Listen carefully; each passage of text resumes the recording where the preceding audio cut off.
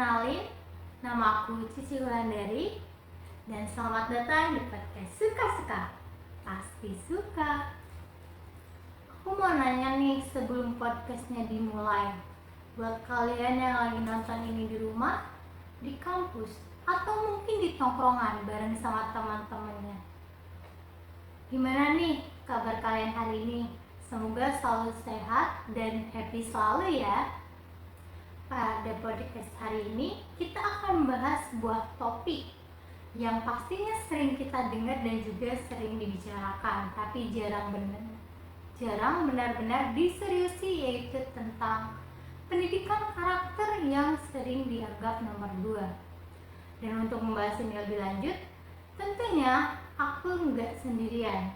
Hari ini aku akan ditemani bersama narasumber yaitu Kak Yulianti. Halo Kak. Halo. Gimana nih kabarnya hari ini? Alhamdulillah aku baik. Gimana Kak Cici kabarnya? Alhamdulillah baik juga. Nah, oke. Topik podcast hari ini itu membahas tentang mengapa pendidikan karakter sering dianggap nomor 2. Nah, menurut kakak nih, pendidikan karakter itu sebenarnya apa sih? Jadi, pendidikan karakter adalah proses membentuk kepribadian dan nilai-nilai pada diri seseorang. Nah, konteks di sini bukan hanya soal tentang teori saja, melainkan seperti bertanggung jawab, terus kedisiplinan, kejujuran. Nah, itu semua bagian dari kebiasaan kita sehari-hari. Kita sering dengar bahwa kebanyakan sekolah mulai dari TK sampai perguruan tinggi mengatakan mereka selalu menanamkan pendidikan karakter. Tapi yang kita lihat dan benar-benar terjadi pada kenyataannya, nilai akademik lebih diutamakan. Menurut kakak, kenapa pendidikan karakter sering dianggap nomor 2? Padahal semua orang bilang pendidikan karakter itu penting. Menurut saya, karena pendidikan karakter itu tidak bisa diukur, terus juga tidak instan, dan yang pasti setiap orang memiliki karakter yang berbeda-beda. Nah, berbeda misalnya kayak matematika ataupun fisika, itu hasilnya bisa langsung kelihatan. Tapi bagaimana cara orang menilai kejujuran atau rasa empati? Nah, itu tuh prosesnya sangat panjang, sulit, dan mungkin saja bisa terlihat ketika sudah bertahun-tahun. Nah, tetapi justru poin pentingnya adalah pendidikan karakter ini adalah dasar dari semua pengetahuan. Rugi rasanya jika seseorang memiliki ilmu tetapi pendidikan karakternya kurang. Nah, hal ini bisa saja membuat ilmu yang dia miliki itu bisa sia-sia atau saja bisa merusak, bukan membangun seperti itu. Kalau gitu, siapa aja sih Kak yang paling berperan dalam pembentukan karakter? Nah, tentunya pendidikan karakter ini tidaklah mudah untuk dilakukan sendiri, melainkan harus dalam kerja tim, di mana keluarga merupakan fondasi utama dan yang pertama. Nah, anak-anak biasanya belajar banyak dari cara orang tua bersikap, bukan dari apa yang mereka ucapkan. Dalam pendidikan sekolah tentunya juga hal yang penting, terutama bagi para guru dan pendidik lainnya, agar ilmu, pengetahuan, dan moral bisa berjalan dengan seimbang. Nah, pendidikan karakter ini harus jadi budaya bersama, bukan cuman program kurikulum biasa. Kalau guru ngajarin disiplin, tapi di rumah malah dibebasin sama orang tuanya, hal ini bisa jadi bentrok enggak Kak? Sepertinya bisa saja terjadi, karena itu hal yang sangat penting, keduanya sangat penting, maupun orang tua maupun guru. Nah, caranya sebisa mungkin untuk menjaga komunikasi antara guru dan orang tua agar mereka bisa berjalan dengan selaras. Ada nggak saran dari kakak buat guru dan orang tua untuk mulai menguatkan pendidikan karakter? Mungkin pertama dan paling utama adalah berikan teladan yang baik kepada anak, karena anak itu adalah peniru yang handal dan mereka mungkin saja lupa dengan apa yang kita ajarkan, tetapi mereka tidak lupa dengan bagaimana cara kita bersikap. Nah, kedua, kita bisa ubah cara kita ketika memberikan sebuah penghargaan. Jangan hanya ketika anak itu memiliki prestasi atau nilai tinggi di sekolah, tetapi kita juga harus memberikan penghargaan kepada anak ketika anak itu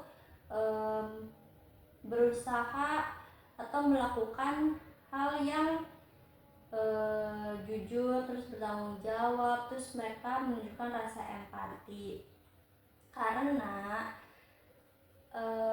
hal itu bisa menjadi motivasi pada anak itu sendiri. Dan yang terakhir, stop menganggap pendidikan karakter ini sebagai pelengkap, karena kalau kita anggap itu sebagai pelengkap, tentunya kita akan mempunyai generasi yang kurang baik. Jadi kalau kita ingin menciptakan generasi yang siap dan bisa menghadapi masa depan, maka karakter adalah bekal utamanya. Keren banget ya obrolan kita hari ini.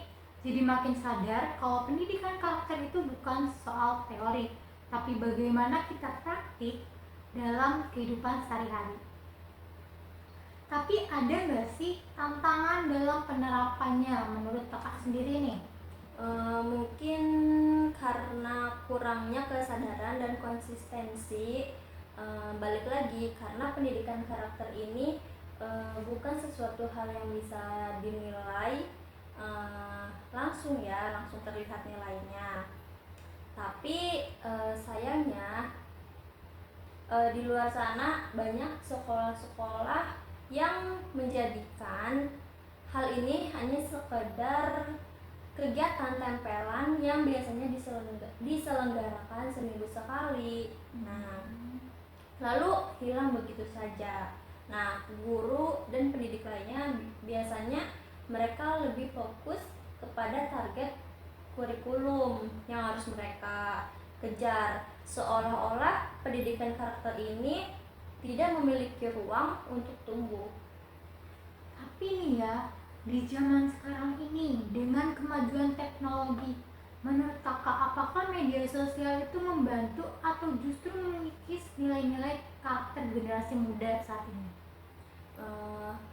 Kalau kita ngomongin media sosial, biasanya tergantung kepada kepribadian orang-orang tersebut.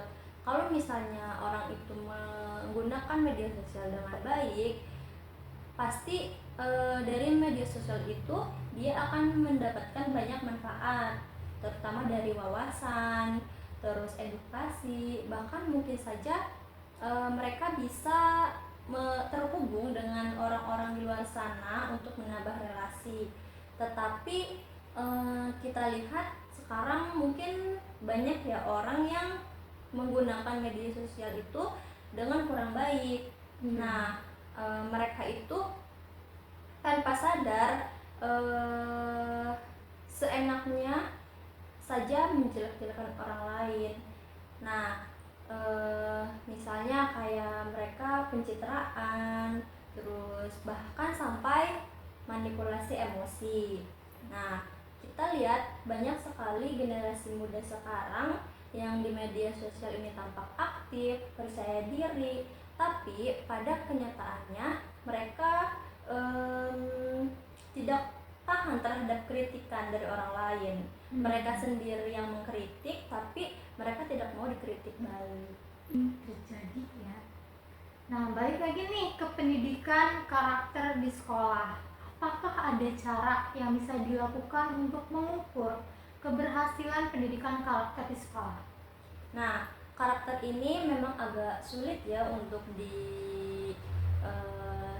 dilihat atau diukur hasilnya, tetapi bukan berarti karakter ini tidak bisa diukur, karena kita bisa lihat dari indikator perilaku. Misalnya mereka menunjukkan sikap tanggung jawab, terus apakah mereka bisa bekerja sama dengan baik, terus apakah mereka peduli pada lingkungan sosialnya. Nah, bisa juga dilakukan refleksi diri, terus melakukan jurnal pribadi atau observasi guru. Nah, alat ini untuk menilai sejauh mana karakter mereka berkembang. Terus yang terpenting itu jangan buru-buru, karena pendidikan karakter ini membutuhkan waktu yang lama dan hasilnya sering terlihat sampai jangka panjang kalau pendidikan karakter ini berjalan dengan baik. Kalau pendidikan karakter berjalan dengan baik, dampak ke masa depan bangsa itu seperti apa? Dampaknya yang pasti sangat besar ya kalau misalnya pendidikan karakter itu berjalan dengan baik, karena yang pastinya kita akan memiliki generasi muda yang sangat bertanggung jawab, dan mungkin kita akan mempunyai generasi muda yang tidak menyerah, karena negara ini membutuhkan orang-orang yang pasti mempunyai rasa tanggung jawab, rasa kejujuran, terus juga rasa empati, agar ya negara ini bisa dipimpin oleh para pemimpin yang baik. Nah, jadi kita harus menjadi generasi muda yang tangguh dengan memiliki karakter yang baik. Nggak kerasa kita sudah ada di penghujung podcast hari ini. Sebagai penutup pada pembahasan mengenai pendidikan karakter, apa pesan utama yang ingin disampaikan terkait pentingnya pendidikan karakter di dunia pendidikan? Mungkin yang bisa saya sampaikan tentang pendidikan karakter ini adalah kita di dunia ini, di dunia yang penuh dengan ketidakpastian dan krisis nilai ini, tidak hanya membutuhkan orang yang pintar, tapi juga orang yang jujur, terus bijak, bertanggung jawab, dan peduli. Nah, maka pendidikan karakter ini bukan sesuatu pelengkap atau tambahan, melainkan nilai dari pendidikan itu sendiri dan inti dari pendidikan itu sendiri. Nah, kalau kita ingin masa depan bangsa yang lebih baik, maka karakter harus menjadi fondasi utamanya. Nah, dan itu semua pastinya kita dapatkan di bangku-bangku pendidikan. Misalnya dari rumah. Nah, dari rumah itu kan kita dari orang tua. Terus misalnya di sekolah kita mendapatkan pendidikan dari guru. Nah, terus dan itu semua tidak bisa terjadi kalau dari diri kita sendiri menolak. Jadi harus diniatkan pada diri kita bahwa kita ingin mempunyai karakter yang baik, seperti itu. Nah, itu tadi obrolan kita soal pendidikan karakter. Semoga menjadi pengingat buat kita semua kalau jadi orang pintar itu penting, tapi jadi orang baik itu lebih penting. Terima kasih sudah nonton sampai akhir. Jangan lupa hal-hal kecil yang kita lakukan setiap hari bisa membentuk karakter kita. Sampai ketemu di episode selanjutnya, itu pun kalau ada.